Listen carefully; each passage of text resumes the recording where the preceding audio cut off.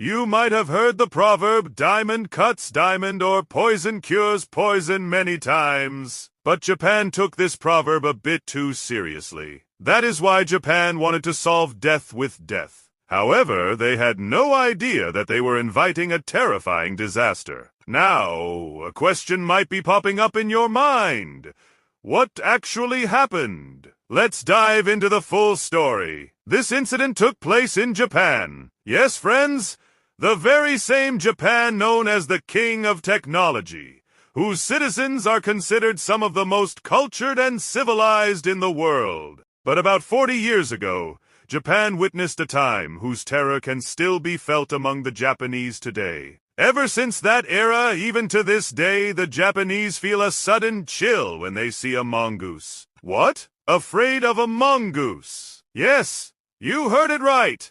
The beautiful island and its dark secret. This story belongs to Japan's Amami Oshima Island. If we talk about Amami Oshima Island, it is a peaceful paradise surrounded by lush green vegetation. But hidden behind its beauty was a living nightmare named the Habu snake. You can gauge the scale of this terror from the fact that at one time almost every farm was ruled by this venomous predator, lurking in the dark waiting for its prey. Because of this, farmers were always living in fear as there was neither an effective treatment nor any protection against it at that time. The problem became so severe that Japan began to think of an unexpected solution, fighting poison with poison. They decided to bring in the help of mongooses. After all, the mongoose is the only animal that could eliminate the Habu snake for good. As you surely know, snakes and mongooses are sworn enemies. In fact, they are the most famous rivals in the animal kingdom.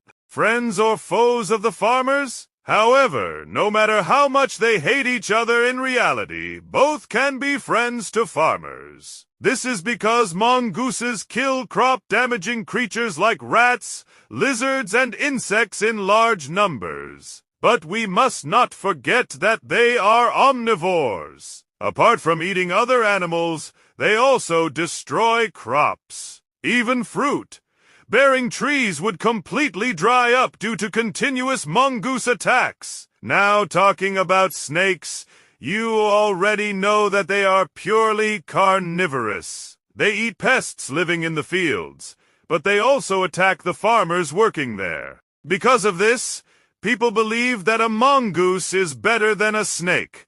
A mongoose only damages crops but leaves humans alone. This is exactly what was thought in Japan. When the snake terror escalated, they considered the mongoose as their last resort. The 1980s.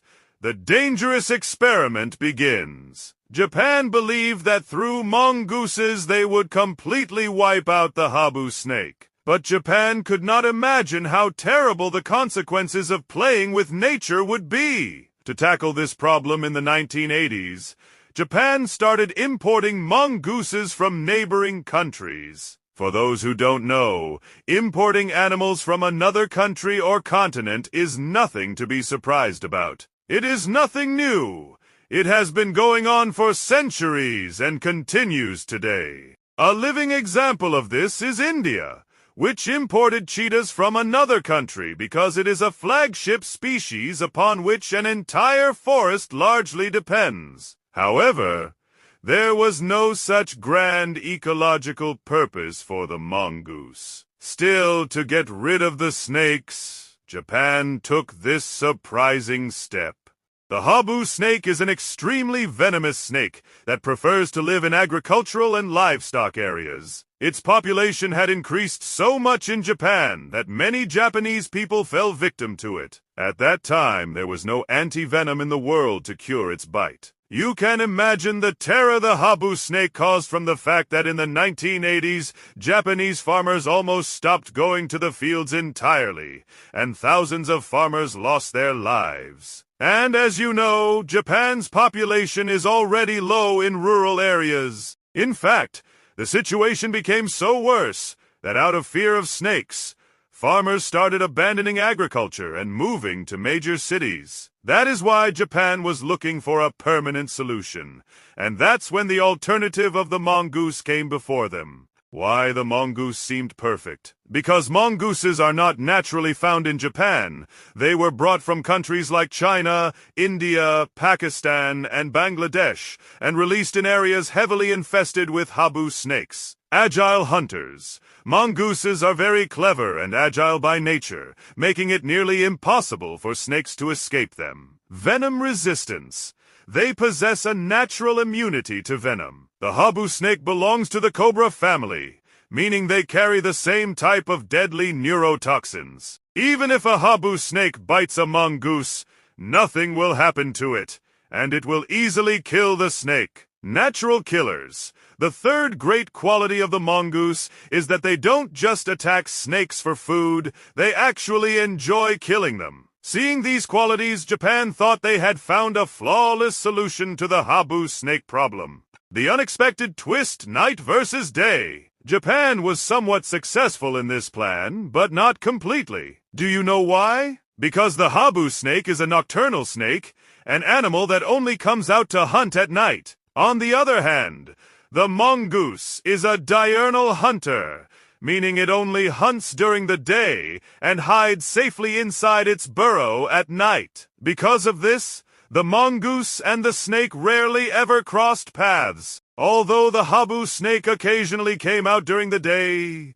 such as when it was hungry or when it rained, and would then fall prey to the mongoose. The mission was not nearly as successful as the Japanese government had anticipated. The ecological catastrophe. The people of Japan had no idea about the devastating side effects they were about to face. Side effects of such a scale that they wouldn't be able to handle them. During the day, when mongooses couldn't find snakes to eat, they started attacking a small, rare species of rabbit found exclusively on Japan's Amami Oshima island, known as the Amami rabbit. Although this rabbit was once found across the Asian continent, it is now found on only 2 islands in Japan, Amami Oshima and Naoshima. That is why UNESCO has included it in the list of endangered rare species. To be honest, it wasn't just the rabbits. They brought other local animals and birds to the brink of extinction as well. These mongooses would climb trees and steal eggs from birds' nests, causing the bird population to plummet. Along with that, they also started destroying farmers' crops. In short, the mongooses started preying on local fauna far more than the snakes, pushing small birds, insects, and wild species to the absolute edge of extinction. The mongoose had become a new apex predator, spreading an invisible terror across the streets of Japan. Those who were once afraid of snakes were now trembling with fear of mongooses. In other words, the purpose for which Japan brought mongooses into the country completely failed. Instead, their population exploded rapidly. For instance, only about 1,000 mongooses were originally released on Amami Oshima Island, but within 20 years, their population grew to over 100,000.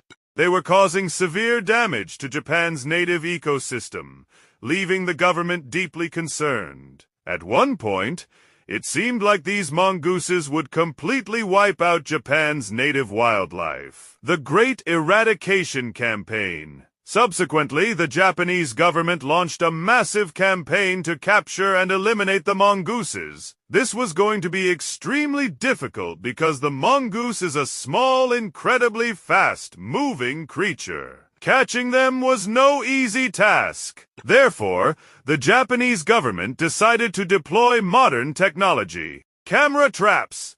They installed cameras in heavily infested areas to map the movements of the mongooses, identifying their peak hours and paths. Special traps and poison. Special cages were set up to capture them. In areas where the population had grown beyond control, poison was mixed into their favorite foods. Sniffer dogs.